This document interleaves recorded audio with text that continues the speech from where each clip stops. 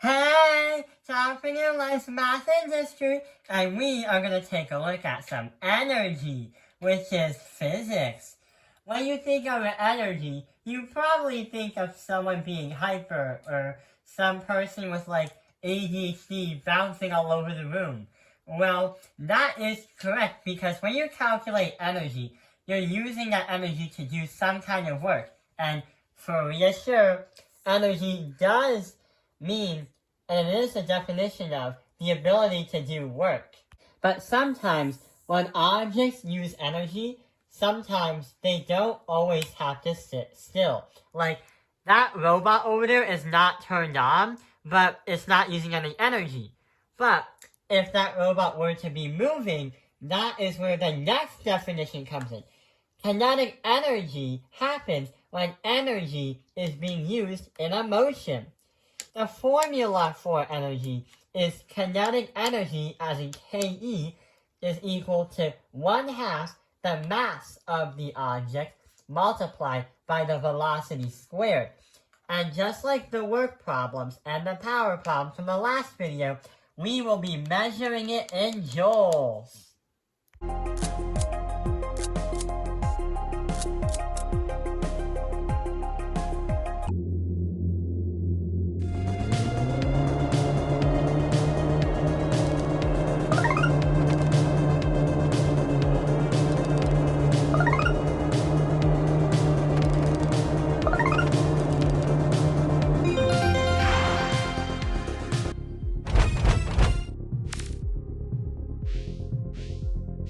Sometimes, when an object or someone needs to do some kind of work by using energy or consuming energy, sometimes the work cannot be done because there's just not enough energy.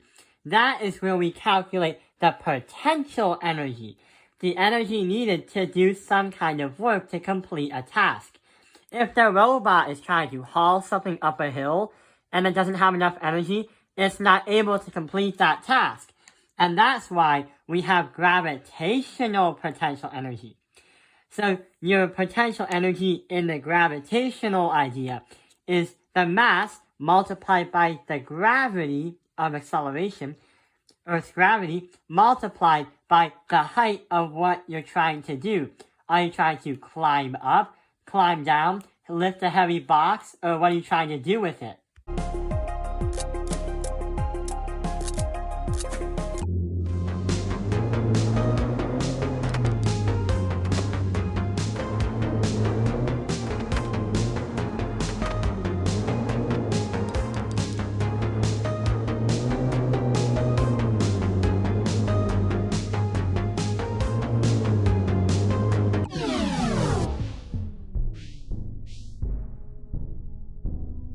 But besides all of the so-called work idea to a machine or someone using energy, there is one thing that we should look out for. And yes, it is very crucial if you're in engineering, especially if you're designing something.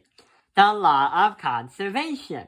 Energy cannot be created, nor can it be destroyed. I slowly learned the intricate mysteries of the alley, like where the pins go after they're knocked down.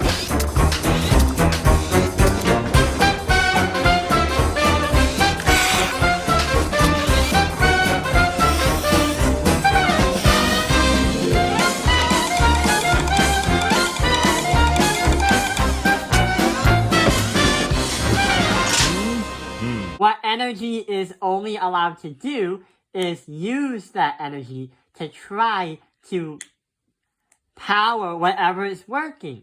What energy can only do is to be transferred to another thing or to be used by another thing.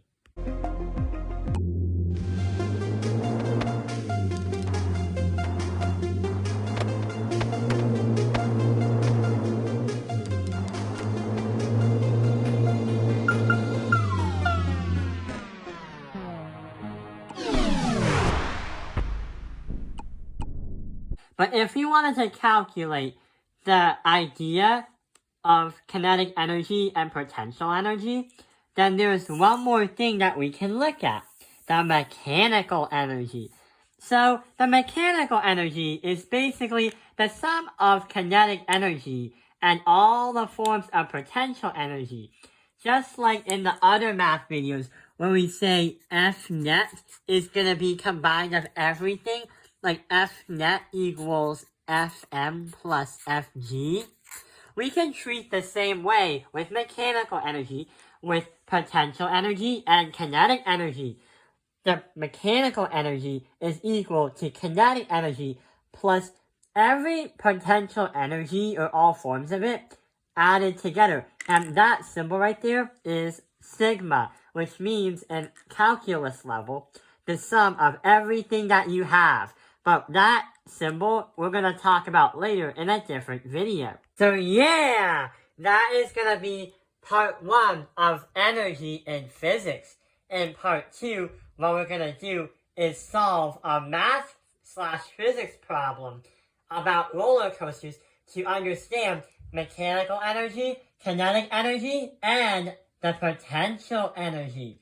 I hope this video has helped you understand the energy, part 1.